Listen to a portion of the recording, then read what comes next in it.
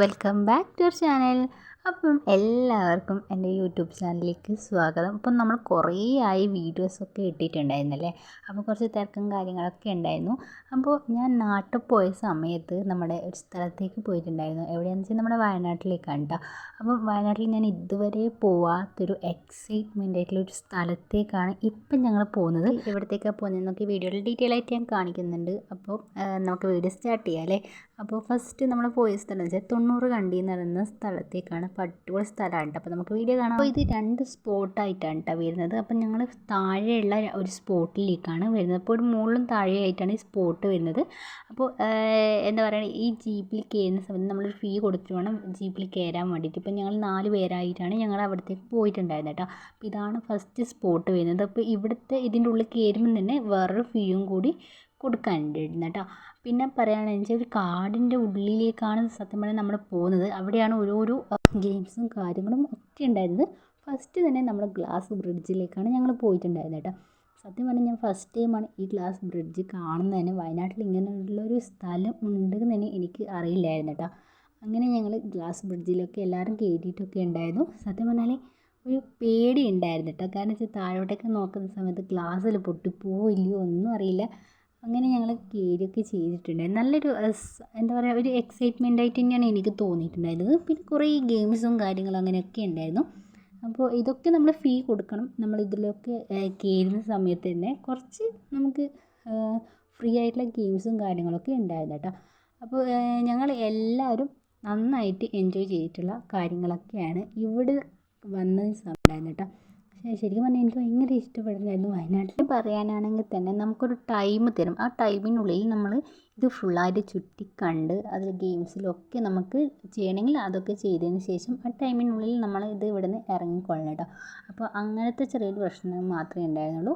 ബാക്കിയെന്ന് വെച്ചാൽ അവിടെ എത്തിയ സമയത്ത് എനിക്ക് ഭയങ്കര ഇഷ്ടമായിരുന്നു. എനിക്ക് ഏറ്റവും ഇഷ്ടപ്പെട്ടൊരു സംഭവമായിരുന്നു കേട്ടോ ഈ നെറ്റിൻ്റെ ഇതിലൂടെ കയറിയിട്ട് വരുന്നത്.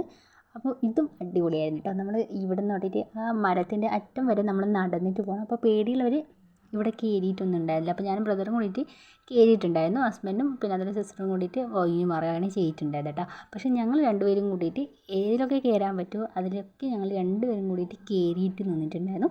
സത്യം പറഞ്ഞാൽ അടിപൊളിയാണ്. അവിടെ പോയാലേ നിങ്ങൾക്ക് മനസ്സിലാവും റെഡിക്കും പറഞ്ഞാൽ. പിന്നെ വേറൊരു സ്പോട്ടാണ് ഒരു നമ്മൾ താഴെ ഇവിടുന്ന് കാട്ടിൽ താഴെ ഇറങ്ങിയിട്ട് ഒരു എന്താ പറയുക, പാറക്കെട്ടിൻ്റെ ഉള്ളിലൂടെ തന്നെ നമ്മൾ അപ്പുറത്തെ സൈഡിലേക്ക് കിടക്കണം. അപ്പോൾ ഇതൊക്കെ ശരിക്കും പറഞ്ഞാൽ ഞാൻ ഫസ്റ്റ് ടൈമാണ് ഇതുപോലത്തെ കാര്യങ്ങളൊക്കെ ചെയ്തിട്ടുണ്ട് ഉണ്ടായിരുന്നത് കേട്ടോ. ഇതുപോലെ ഓരോന്നും കാര്യങ്ങൾ അവർ ഉണ്ടാക്കി വെച്ച ടൈമിൽ ഇതെന്താ സംഭവം എന്നൊന്നും ഞങ്ങൾക്ക് മനസ്സിലായിട്ടുണ്ടായിരുന്നില്ല. ഇത് ഇങ്ങനെയാണ് പോകണം. അപ്പോൾ അവർ ഏറോ മാർക്കൊക്കെ കിട്ടുന്ന സമയത്താണ് നമുക്ക് മനസ്സിലായിട്ടുണ്ടായിരുന്നത് കേട്ടോ. അപ്പോൾ അതൊക്കെ കഴിഞ്ഞ ശേഷം ഞങ്ങൾ അവിടെ നിന്ന് ഇറങ്ങിയിട്ട് ഞങ്ങൾ അടുത്ത സ്ഥലമാണ് നമ്മുടെ ബോച്ചയുടെ കള്ള് ഷാപ്പിലേക്ക് പോയിട്ടുണ്ടായിരുന്നത്. നമ്മുടെ ബോച്ചയുടെ കള്ള് ഷാപ്പിലേക്ക് വന്നത് തന്നെ ഫസ്റ്റ് ടൈമാണ്. അതുമല്ല, ഞാൻ ആദ്യമായിട്ടാണ് ഒരു കള്ള് ഷാപ്പിലേക്ക് വരുന്നത് തന്നെ. അപ്പോൾ അതിൻ്റെ ഒരു എക്സൈറ്റ്മെൻറ്റ് എനിക്ക് നന്നായിട്ട് ഉണ്ടായിരുന്നു. അവിടെ അതിൻ്റെ ഉള്ളിൽ എങ്ങനെയാണ് ഉണ്ടാവുക അങ്ങനത്തെ കുറേ കാര്യങ്ങളൊക്കെ ഉണ്ടായിരുന്നു കേട്ടോ.